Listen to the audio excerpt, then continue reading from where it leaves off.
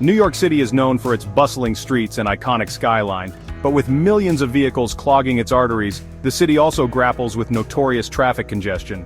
In a bid to tackle this issue and raise funds for its aging transit system, New York City proposed a congestion pricing program. This ambitious plan aimed to charge vehicles entering Manhattan's busiest areas, hoping to deter unnecessary driving and encourage the use of public transportation. The program received initial approval from the federal government. This was seen as a major victory for proponents of congestion pricing. They argued that it would improve air quality, reduce travel times, and provide much-needed funding for the Metropolitan Transportation Authority, or MTA. However, the road to implementation was not without its bumps. The program quickly became entangled in a web of political maneuvering and legal challenges, highlighting the complex interplay between local and federal governments. Just as New York City was gearing up to implement its congestion pricing plan, the Trump administration threw a curveball.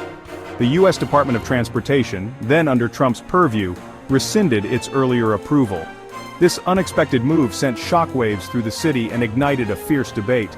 The DOT under the Trump administration cited concerns about the program's focus on revenue generation. They argued that it seemed more geared towards filling the MTA's coffers than alleviating traffic. This raised questions about whether the program truly aligned with the intended goals of congestion pricing. This decision was met with a mix of applause and outrage, further deepening the political divide that had come to characterize the Trump era. Supporters of the administration's decision lauded it as a victory against government overreach, while critics decried it as politically motivated interference. The MTA, tasked with operating New York City's sprawling public transportation network, refused to back down. They argued that the congestion pricing program was essential for improving the city's transportation infrastructure and reducing traffic congestion. Armed with these convictions, the MTA launched a legal challenge against the DOT's decision. The lawsuit, filed in federal court, asserted that the Trump administration had overstepped its authority. The MTA maintained that the DOT's reversal was arbitrary and lacked a sound legal basis. They also contended that the program was designed to achieve both traffic reduction and revenue generation, as these goals were not mutually exclusive. This legal battle set the stage for a high-stakes showdown between the city of New York and the federal government, with the outcome having far-reaching implications for the future of urban planning and transportation policy. The saga surrounding New York City's congestion pricing program has exposed deep divisions within the city and beyond. President Trump, never one to shy away from controversy, celebrated the DOT's decision as a victory. He took to his social media platform, Truth Social, to proclaim, "Congestion pricing is dead. Manhattan and all of New York is saved. Long live the king." On the other side of the ring, New York Governor Kathy Hochul denounced the Trump administration's move. She accused the administration of undermining the state's autonomy and vowed to fight for the program's implementation. Hochul's response reflected the sentiments of many New Yorkers who viewed the DOT's decision as an affront to the city's right to govern itself. The public response to the congestion pricing saga has been as diverse as New York City itself. While some residents welcomed the prospect of reduced traffic and improved air quality, others expressed concerns about the financial burden it would place on drivers. The debate often fell along familiar lines, with environmental advocates, public transit proponents, and many residents of Manhattan's most congested areas largely supporting the program, while drivers, suburban commuters, and some business owners opposed it. Section 5. The potential impact. What's at stake for New York? The fate of New York City's congestion pricing program has significant implications for the city's future. Proponents argue that it is a crucial step towards creating a more sustainable and livable city.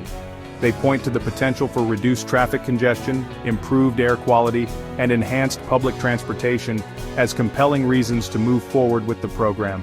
The revenue generated from congestion pricing is also a critical consideration. The MTA estimates that the program could generate billions of dollars, which could be used to upgrade the city's aging subway system, improve bus service, and invest in other transportation infrastructure projects.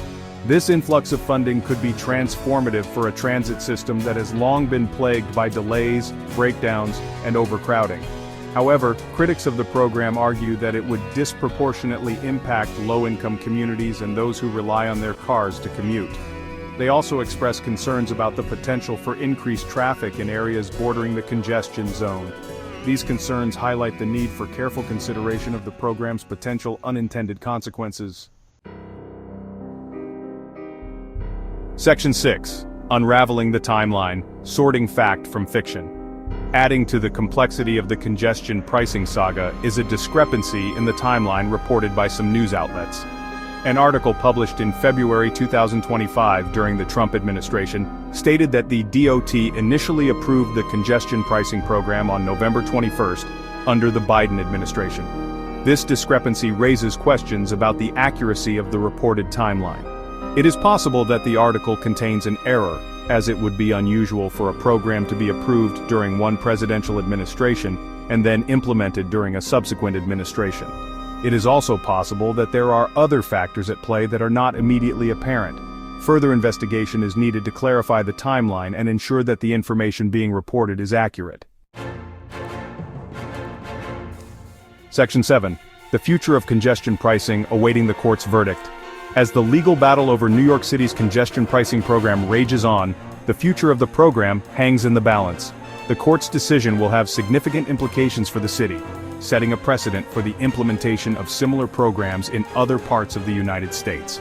If the court rules in favor of the MTA, it would pave the way for the program to move forward. This would be a major victory for proponents of congestion pricing and could inspire other cities to consider implementing similar initiatives. However, it is also likely that the losing party would appeal the decision, potentially prolonging the legal battle. On the other hand, if the court sides with the Trump administration, it would deal a significant blow to the congestion pricing program and could set back efforts to implement similar programs elsewhere. The MTA would be forced to explore alternative avenues for addressing traffic congestion and funding its transit system. Section 8. The bigger picture. Congestion pricing in a global context. The debate over congestion pricing in New York City is not an isolated incident.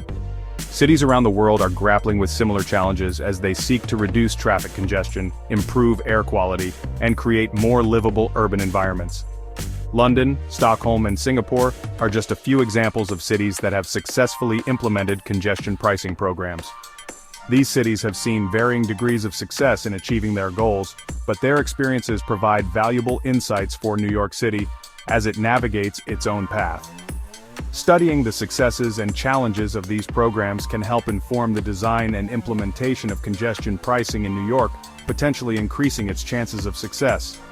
The outcome of New York City's congestion pricing saga will be closely watched by cities around the world, as it could influence the trajectory of urban transportation policy for years to come.